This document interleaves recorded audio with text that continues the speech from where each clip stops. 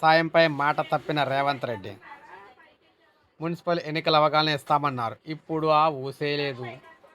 So మనం చూసుకున్నట్లయితే రైతులకు సంబంధించి ముఖ్యమంత్రి నోటి నుంచి వచ్చే ఏ ఏ మాటైనా శాసనం కావాలి. కానీ రేవంత్ రెడ్డి ఆయన మంత్రులు ఇచ్చిన హామీలు అమలు చేయకుండా కేసీఆర్ని అయితే మించిపోతున్నారు అని హోంశాఖ మనకి కేంద్ర హోంశాఖ సహాయ మంత్రి అయితే అన్నారు.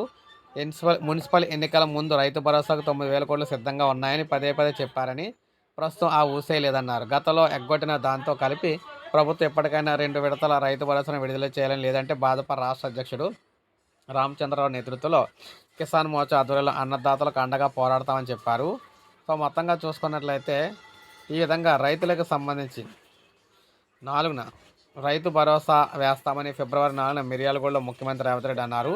మాట తప్పుతున్నారు. ఎన్నికలు అవగానే ఏదో ఒకటి హామీ అయితే తూతూ మంత్రంగా అమలు చేస్తున్నట్లు నటిస్తున్నారు.